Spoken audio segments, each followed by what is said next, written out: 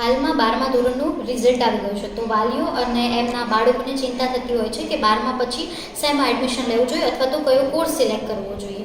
તો 12મા પછી તમે નર્સિંગમાં એડમિશન લઈ શકો છો, એ બેસ્ટ ઓપ્શન છે. અને અગર આપણા એરિયામાં વિરમગામ એરિયામાં જોવા જઈએ તો શ્રી હરિ નર્સિંગ કોલેજ એક બેસ્ટ ઓપ્શન છે, જે ગુજરાત સરકારની માન્યતા પ્રાપ્ત કરેલી એકમાત્ર સંસ્થા છે, જેની અંદર ANM, GNM અને BSc નર્સિંગ એવા 3 કોર્સ ચાલે છે.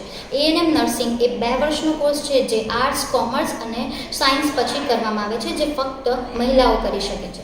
GNM નર્સિંગ એ 3 વર્ષનો કોર્સ છે, જે આર્ટ્સ, કોમર્સ અને સાયન્સ પછી થાય છે અને એમાં મેલ ફિમેલ બંને એડમિશન લઈ શકે છે.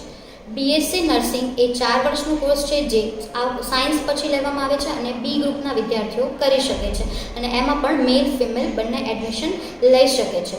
તો અગર તમારે કોઈ નર્સિંગમાં એડમિશન જોઈતું હોય તો તમે શ્રી હરિ નર્સિંગ કોલેજની મુલાકાત લઈ શકો છો, જે Shri Hari nursing college IPS campus વિરમગામમાં આવેલી છે. આવા કોઈ પણ કરિયર ગાઈડન્સ માટે અને નર્સિંગમાં એડમિશન લેવા માટે તમે સંપર્ક કરી શકો છો.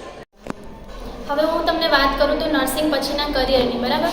તો નર્સિંગ કર્યા પછી તમે જે સરકારી દવાખાનાઓ છે ત્યાં તમે એઝ એ સ્ટાફ નર્સ તરીકે જોબ કરી શકો છો. પ્લસ અગર તમે સિટીઝમાં રહો છો તો ત્યાં જે મલ્ટી સ્પેશિયાલિટી હોસ્પિટલ્સ છે ત્યાં પણ તમે જોબ કરીને સારી એવી સેલરી મેળવી શકો છો. પ્લસ તમે જે મિલિટરી નર્સ છે, દેન ઇન્ડસ્ટ્રીયલ નર્સ છે, જીરિયાટ્રિક નર્સ છે, એમાં પણ તમે પોતાનું કરિયર સેટ કરી શકો છો અને એબ્રોડની અંદર પણ તમે સારું એવું કરિયર સેટ કરી શકો છો. અને અગર તમારે હોસ્પિટલ સાઇડ જોબ નથી કરવી તો તમે કોલેજ સાઇડ મારી જેમ એઝ અ નર્સિંગ ટ્યુટર તરીકે પણ જોબ કરી શકો છો અને સારી એવી સેલેરી મેળવી શકો છો.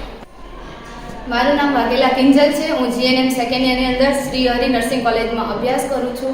અહીંયાનું જે થિયરિકલ નોલેજ છે એ ખૂબ જ સારું છે અને થિયરી સાથે સાથે અહીંયા પ્રેક્ટિકલનું નોલેજ બી આપવામાં આવે છે.